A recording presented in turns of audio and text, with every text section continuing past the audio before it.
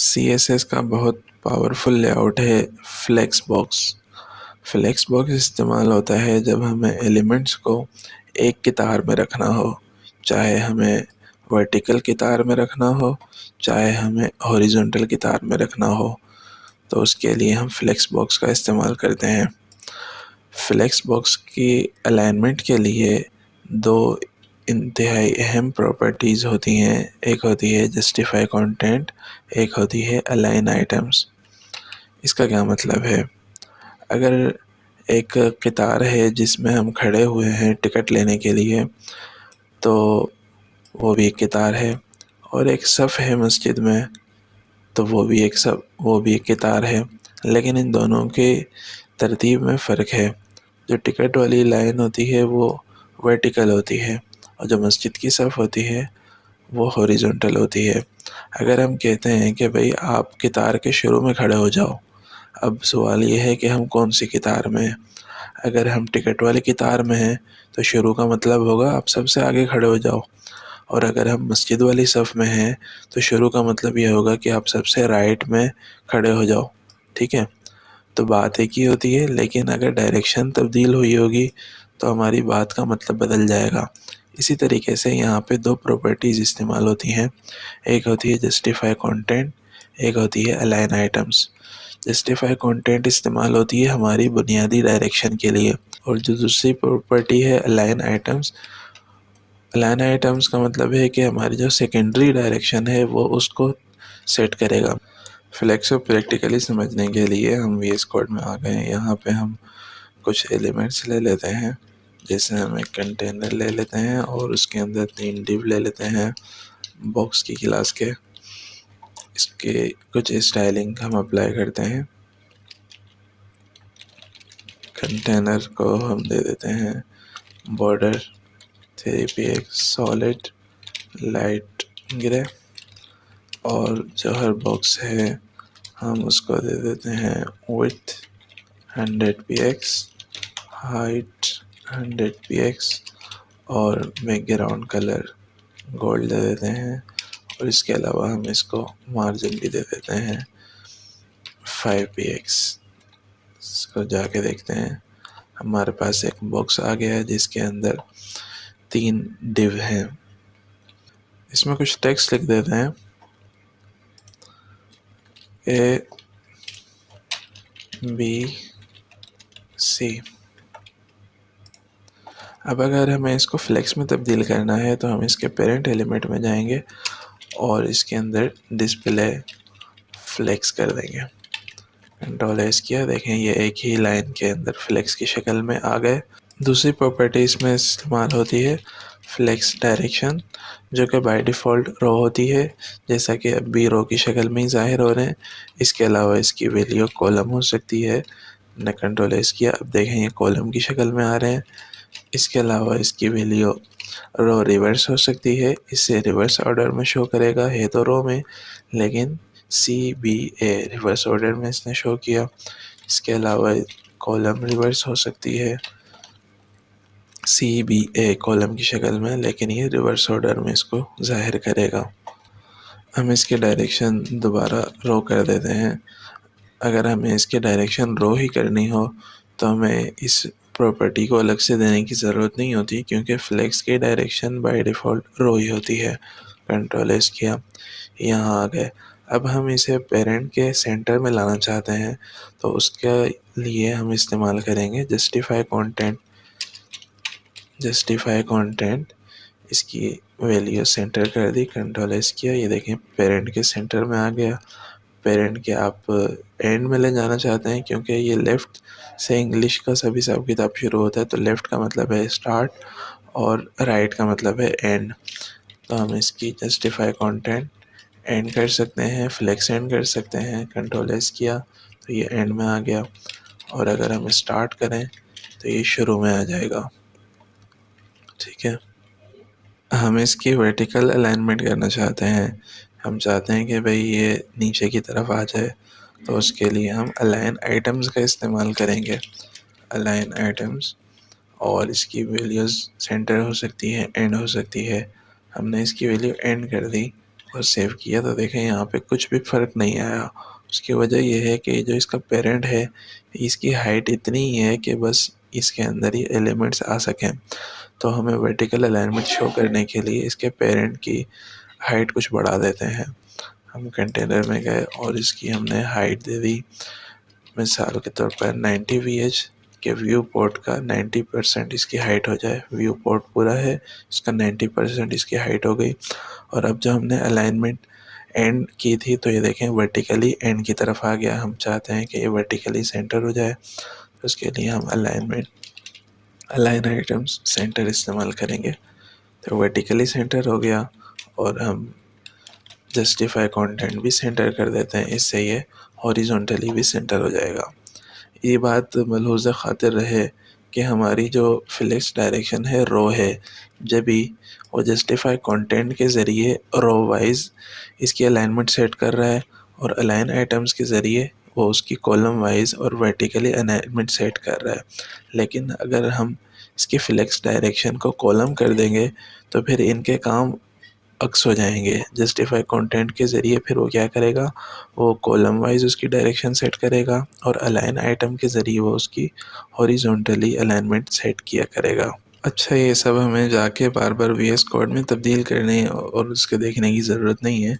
हम यहाँ से राइट क्लिक करके इंस्पेक्ट में जाएं और यहाँ पे हम कंटेनर को सेलेक्ट करें और इसके अंदर हम बदल के देख सकते हैं कि हमें इसकी अलाइनमेंट क्या रखनी चाहिए। जैसे जस्टिफाई कंटेंट सेंटर है, इस पर डबल क्लिक किया, इसको मिटाया।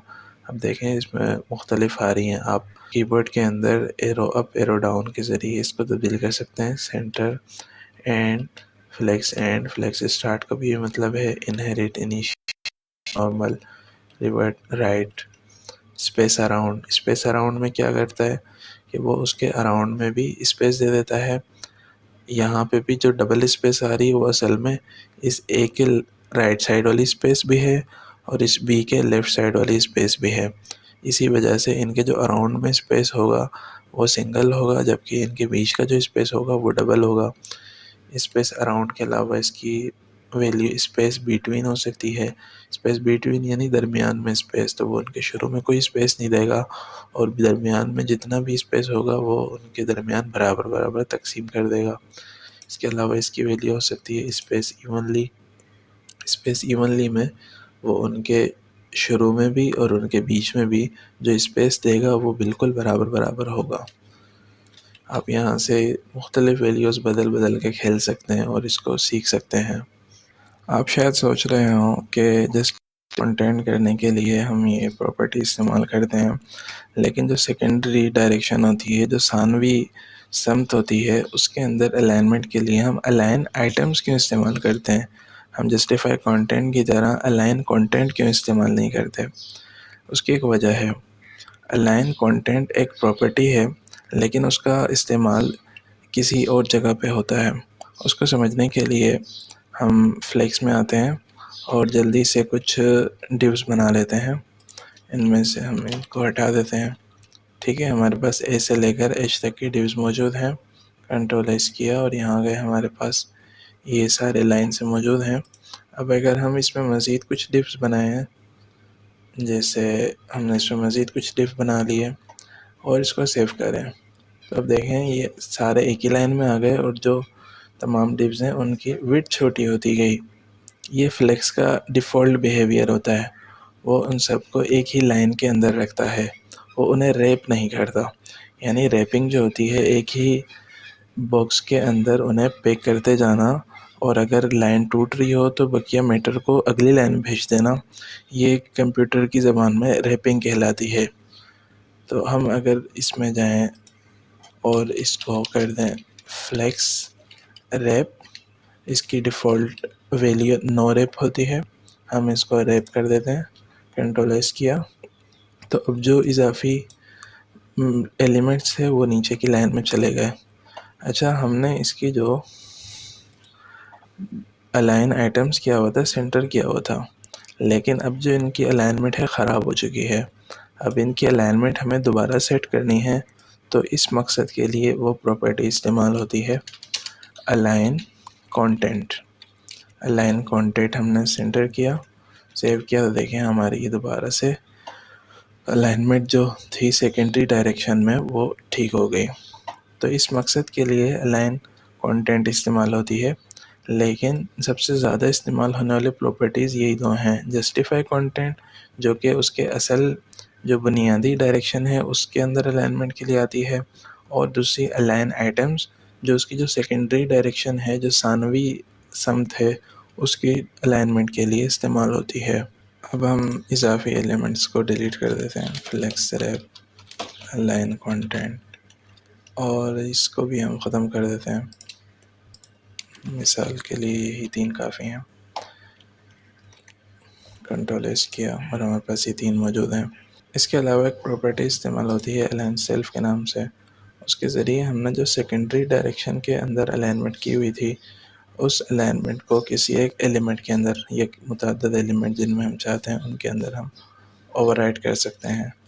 मिसाल के तौर पर हम यहाँ आते हैं बॉक्स ए के अंदर, इसको एक एक्स्ट्रा क्लास देते हैं बॉक्स ए के नाम से, और यहाँ पे हम लिखते हैं बॉक्स ए, इसको अलाइन सेल्फ कर दो।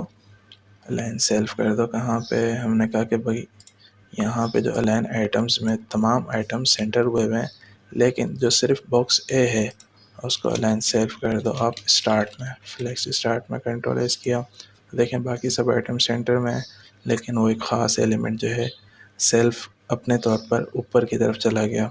इसके ज़रिए हम उस अलाइन आइटम्स की प्रॉपर्टी को ओवरराइड कर सकते हैं। फ्लेक्स के आइटम्स के साइज़ को सेट करने के लिए 3 प्रॉपर्टीज़ इस्तेमाल होती हैं, फ्लेक्स बेसिस, फ्लेक्स ग्रो और flex shrink. Flex basis flex item का इनिशियल साइज़ को डिटरमाइन करती है कि इसका इनिशियल साइज़ क्या होगा। फ्लेक्स ग्रो इसका ग्रो फैक्टर बताती है कि ये आइटम्स का साइज़ कितना बढ़ सकता है, और फ्लेक्स श्रिंक इसका श्रिंक फैक्टर बताती है कि आइटम का साइज़ कितना कम हो सकता है। और जो फ्लेक्स है ये इन्हीं तीनों की शॉर्ट हैंड प्रॉपर्टी है। इसे इम्प्लीमेंट करने के लिए हम VS कोड में जाते हैं, और ये जो प्रॉपर्टीज़ लगेंगी ये हमारे आइटम्स के ऊपर लगेंगी, फ्लेक्स के कंटेनर के ऊपर नहीं लगेंगी। ठीक है, ये फ्लेक्स का कंटेनर है और ये बॉक्स इसके आइटम है, तो हम इसके आइटम के ऊपर ये प्रॉपर्टी का इस्तेमाल करेंगे। सबसे पहले हम प्रॉपर्टी देखते हैं जिसका नाम है फ्लेक्स बेसिस। फ्लेक्स बेसिस के ज़रिए हम इनिशियल साइज सेट करते हैं। इसकी जो डिफ़ॉल्ट वैल्यू होती है वो ऑटो होती है। ऑटो का मतलब ये होता है कि इसका कोई इफ़ेक्ट नहीं होगा, बल्कि ये हमारी जो विड्थ और हाइट की प्रॉपर्टी हमने असाइन की थी उसी के ज़रिए से विड्थ और हाइट लिया करेगा। लिहाजा अगर हम इसको ऑटो वैल्यू सेट कर कंट्रोल एस करें और जाके देखें तो इसमें कोई फ़र्क नहीं आएगा। जो हमने विड्थ और हाइट डिफ़ाइन की थी उसी के ज़रिए इसकी साइजिंग ली जा रही होगी। लेकिन अगर हम यहाँ पे आके अपनी तरफ से कोई साइज़ देते हैं, मिसाल के तौर पर हम इसको 200 px कर देते हैं, तो अब इसके ज़रिए साइज़ तब्दील होगा, लेकिन विड्थ और हाइट दोनों का नहीं होगा। बल्कि अगर हमारी जो डायरेक्शन है रो है तो उसके ज़रिए विड्थ का साइज़ तब्दील होगा, और अगर हमारी डायरेक्शन कॉलम होगी तो उसके ज़रिए हाइट का साइज़ डिटरमाइन होगा। तो अभी 200 px हमने दिया है और हमारी डायरेक्शन रो है, लिहाजा इसके ज़रिए से इस विड्थ वाली प्रॉपर्टी को हटा के इसके ऊपर इस वैल्यू को ओवरराइट कर देगा। हमने कंट्रोल एस किया और जाके देखें तो हमारी 100 px जो विड्थ थी वो ख़त्म होकर 200 px विड्थ हो गई, लेकिन जो हाइट हमने डिफ़ाइन की थी हाइट इसकी वही बरकरार रहेगी। और अगर हम इसको जाके फ्लेक्स डायरेक्शन को कॉलम कर देते हैं और इसको कंट्रोल एस करते हैं, तो अब देखें अब इसके ज़रिए हाइट 200 px हो गई और विड्थ वही 100 px रही। ज़रूरी नहीं है कि हम तमाम आइटम्स के ऊपर ही अप्लाई करें, हम किसी एक आइटम के ऊपर भी ये प्रॉपर्टी अप्लाई कर सकते हैं। इसको अगर हम यहाँ से कट करके सिर्फ बॉक्स ए में देंगे तो फिर इन सब की जो वैल्यू होगी वो तो 100 px ही रहेगी, लेकिन जो बॉक्स ए है उसके अंदर 200 px होगी। हम इसको दोबारा रो में तब्दील कर देते ताकि हमारी विड्थ की प्रॉपर्टीज़ के ज़रिए सेट हुआ करे। कंट्रोल एस किया हमने, तो अब देखें जो ए क्लास थी उसकी 200 px विड्थ हो गई और बकिया की वही रही जो हमने विड्थ और हाइट के ज़रिए डिफ़ाइन की थी। दूसरी प्रॉपर्टी हम जिसकी बात करें वो है फ्लेक्स ग्रो। ग्रो का मतलब होता है बढ़ना। तो इसके ज़रिए हम ये बताते हैं कि कौन सा आइटम किस हद तक बढ़ सकता है। तो हम यहाँ के लगाते हैं, इसको हमने हटा दिया फ्लेक्स ग्रो। इसकी जो डिफ़ॉल्ट वैल्यू होती है वो बाय डिफ़ॉल्ट ज़ीरो होती है, यानी कि कोई भी आइटम जो होगा वो ग्रो नहीं करेगा। ज़ीरो का मतलब है ग्रो नहीं करेगा, बल्कि जो हमने विड्थ और हाइट दी उसी हद तक रहेगा। लेकिन अगर हम इसका ग्रो फैक्टर 1 कर देते हैं, इसको सेव करके जाके देखते हैं, तब देखें इनमें से हर एक आइटम ग्रो कर गया और जितना भी स्पेस हमारे पास मौजूद था वो तमाम स्पेस इन्होंने आपस में इवनली डिवाइड कर लिया। ये नहीं है कि हम तमाम आइटम्स को दें, हम किसी एक आइटम को भी दे सकते हैं। अगर हम यहाँ से फ्लेक्स ग्रो 1 को मिसाल के तौर पर हम इसको फ्लेक्स ग्रो 0 देते हैं और बॉक्स 1 के ऊपर आके क्या करते हैं, फ्लेक्स ग्रो को 1 कर देते हैं, तो इसका मतलब ये है कि जो तमाम बॉक्स होंगे वो ग्रो नहीं कर सकेंगे, लेकिन जो सिर्फ बॉक्स ए है वो ग्रो कर सकेगा। कंट्रोल एस किया, हम जाके देखते हैं, तो ये देखें इनको हमने जितनी विड्थ और हाइट दी थी उतने ही रहे और बकिया जितना सारा स्पेस था वो इसने हथिया लिया।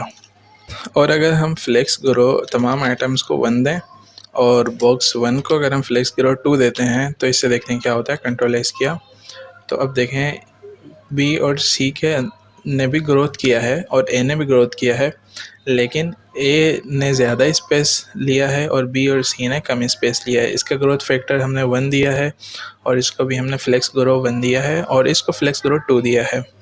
हो सकता है आप सोच रहे हो कि इसकी जो विड्थ है ये इन दोनों के मुकाबले में, इनमें से हर एक के मुकाबले में डबल क्यों नहीं है। उसकी वजह ये है कि इसका एक पीछे लॉजिक है। इसको समझने के लिए हम यहाँ आते हैं, फ्लेक्स ग्रो को हमने कमेंट कर दिया और यहाँ से फ्लेक्स ग्रो को कमेंट कर दिया और यहाँ पे मौजूद हैं, ठीक है। बी का ग्रो फैक्टर 1 है, सी का भी ग्रो 1 है और ए का जो है ग्रो 2 है, तो 2 और 1 मिला के हो गए 4। तो अब ब्राउज़र ये करता है कि जितना भी स्पेस मौजूद है उसके वो करेगा 4 हिस्से और उसमें से 2 हिस्से वो इसको अलाट कर देगा और एक हिस्सा इसको अलाट कर देगा। वो इस तरीके से काम करता है। फ्लेक्स ग्रो के मुकाबले में हमारे पास एक प्रॉपर्टी होती है फ्लेक्स श्रिंक के नाम से। श्रिंक का मतलब होता है सिकुड़ना। वो फ्लेक्स ग्रो के अगेंस्ट काम करती है, ये बताती है कि ये आइटम किस हद तक सिकुड़ सकता है या नहीं सिकुड़ सकता। तो हम इसको समझने के लिए यहाँ आते हैं और फ्लेक्स बेसिस, इसको बेसिस साइज़ हम दे देते हैं 300 px का और इसको सेव करके देखते हैं। कंट्रोल एस किया, तो ये तीनों का साइज़ है 300 px हो गया। अब अगर हम इसको सुकेड़ें तो देखें तीनों अपने हिसाब से बराबर तौर पर सुकड़ रहे हैं। उसकी वजह यह है कि फ्लेक्स श्रिंक की जो डिफ़ॉल्ट वैल्यू होती है वो 1 हुआ करती है, लिहाजा ये तीनों बराबर रेट के ऊपर सुकड़ रहे हैं। लेकिन हम चाहते हैं इनमें से जो फ्लेक्स ए है वो ना सुकड़े, तो हम यहाँ आते हैं फ्लेक्स श्रिंक और इसको हम 0 कर देते हैं। 0 का मतलब ये नहीं सुकड़ेगा। तो अब देखें हमने जब ये इनका फुल साइज़ है तो तीनों का बराबर स्पेस है 300 px, लेकिन जैसे जैसे हम छोटा करते हैं तो बी और सी तो सुकड़ रहे हैं लेकिन ए अपना वही जो साइज़ है उसको मेंटेन रखे हुए है, क्योंकि हमने उसकी श्रिंक की वैल्यू को 0 कर दिया है, तो लिहाजा ए नहीं सुकड़ सकता, बाकी आइटम सुकड़ सकते हैं। तीसरी प्रॉपर्टी फ्लेक्स है जो कि इन तीनों प्रॉपर्टीज़ का शॉर्ट हैंड है। हम यहाँ आते हैं फ्लेक्स बेसिस 300 px है, फ्लेक्स श्रिंक 1 है, फ्लेक्स ग्रो भी हमने 1 कर दिया। अब ये है फ्लेक्स, इसके अंदर सबसे पहली वैल्यू जो होगी वो फ्लेक्स ग्रो होगी, तो हम इसको दे देते हैं 1। उसके बाद जो दूसरी वैल्यू होगी वो फ्लेक्स बेसिस भी हो सकती है और फ्लेक्स श्रिंक भी हो सकती है। तो पता कैसे चलेगा कि फ्लेक्स बेसिस है फ्लेक्स श्रिंक है? अगर आप यहाँ पे तवज्जो दें, फ्लेक्स श्रिंक के आगे कोई यूनिट नहीं लिखा हुआ, सिर्फ एक नंबर लिखा हुआ है 1, ठीक है। लिहाजा अगर यहाँ पे सिर्फ एक नंबर आएगा उसके साथ कोई यूनिट नहीं होगा px, em, rem वगैरह, तो उसका मतलब ये है कि वो फ्लेक्स श्रिंक है, ठीक है। और अगर इसके साथ कोई मिसाल के तौर पर नंबर भी आ जाता है 100 px, इसका मतलब ये होगा कि ये फ्लेक्स बेसिस है, ठीक है। और अगर आप 3 वैल्यू सप्लाई करते हैं तो फिर इसका तो ये डेफिनेट मतलब यही है कि दूसरी वैल्यू है वो श्रिंक है और तीसरी वैल्यू है फ्लेक्स बेसिस है।